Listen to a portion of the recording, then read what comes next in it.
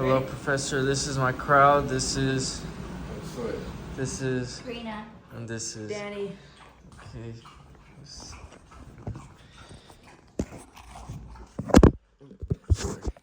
Please don't count this as time, Professor.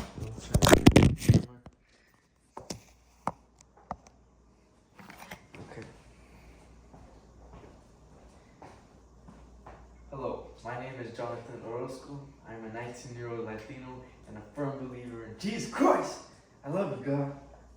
So, in 2 Timothy chapter 3, verse 1 through 5, the Bible warns that in the last days there will come times of difficulties, for people will be lovers of self, lovers of money, proud, arrogant, abusive, disobedient to their parents, ungrateful, unholy, heartless, unpleasable, slanderers, without self-control, brutal, not loving good, treacherous, reckless, swollen with conceit, lovers of pleasure rather than lovers of God, having appearance of godliness but denying its power. Have you seen the music industry push an anti-Christ agenda lately? For example, rappers like Lil Uzi Vert, Lucifer, Lil Nas X, Ice Spice. Have you seen the rise of people promoting their body in a sexual way? For example, OnlyFans or the new update on Instagram? There is no doubt sin is taking over the world, especially in Western society. In today's world, people's morals are starting to decline. And as stated in the Bible, good will be perceived as evil and evil will be glorified. In my speech, I don't want to cause fear, but rather bring awareness for an ongoing agenda pushing evil. I will be informing you what the Bible says about evil and how to avoid evil. The Bible says to flee from sexual sin, not to fight it, but to flee, because God knows how strong sexual sin can be. So, the youth has a big impact on how the future of this world stands morally. The enemy is aware of that, so he targets the youth. According to an article by WashingtonExaminer.com, approximately 1.4 American women and 600,000 American men are on OnlyFans, and the ages range from 18 to 45. The fact that the age to legally drink is 21, but you're able to post at OnlyFans at 18 shows a lot. According to BuzzFeed.com, a person named Bad Baby, the girl that said, "Catch me outside, how about that?" She dropped an OnlyFans as soon as she turned 18, and within 6 hours she made $1 million. That means there was grown men waiting for a 17-year-old girl to turn 18. This has an impact on the youth's mental health, losing sight of reality, increasing depression and suicide rates. The problem isn't OnlyFans itself, but it's the adult industry in general, promoting a false world of sex.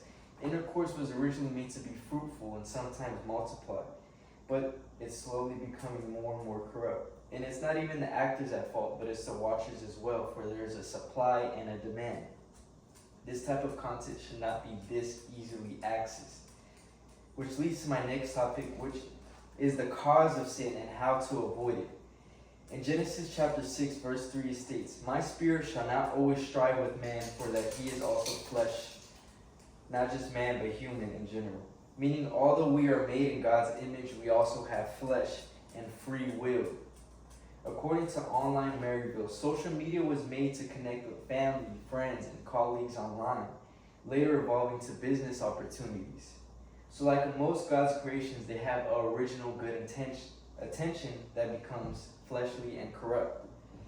So how did the internet become corrupt? According to Live Hawkins, people post as a way to express themselves, but that comes with critics. For example, if someone has this art piece and they post it online, but it only gets 10 likes, leading them to delete the post because they depend on social media whether their art is valid or not. This is a mindset that can mess up generations' head, making them feel less confident in their skin.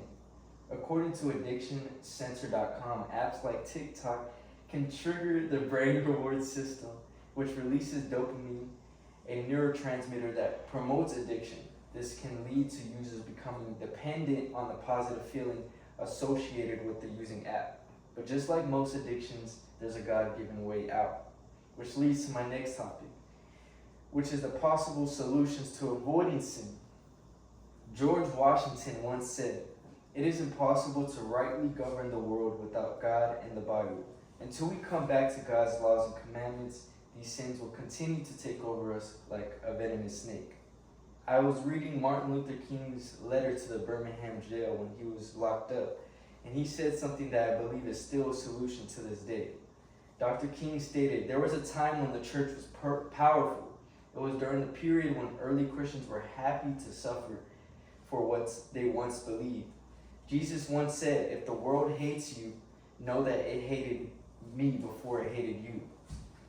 If the churches today do not recapture the sacrificial spirit of the early church days, it will lose its respect and just be viewed as another social club.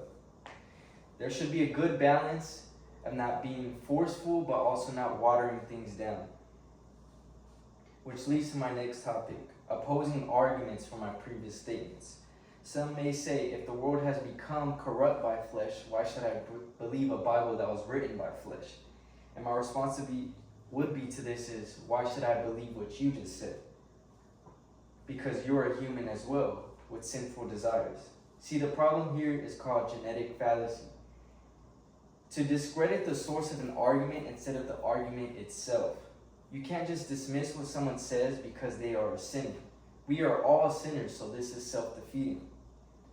If you look at the Bible, God chooses weak, flawed people like the rest of us to show that He works through imperfect people, which is something we can relate to.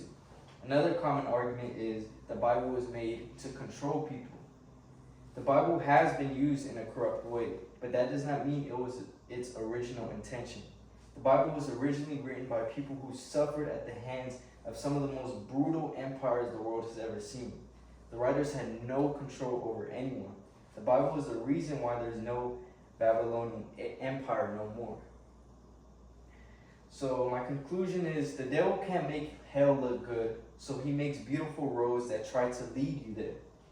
For the enemy is a lie and a deceiver. And it is very important to not value materialistic, worldly things, as tempting as they may be. If they go against yours and God's morals, they are not good fruits. Let's say, if I were to give you money and I come back and you spent all that money, obviously I would be mad, right? But if I were to give you money and tell you what to buy with it, then it would make more sense if you spent it. Just like this time is God-given time, and God tells us what to do with this time. So my goal of this speech is not to cause fear or force beliefs on others, but to come as a messenger, to stay pure. And I thank you all for listening to my speech. God bless you all. Thank you. Yes. That was right.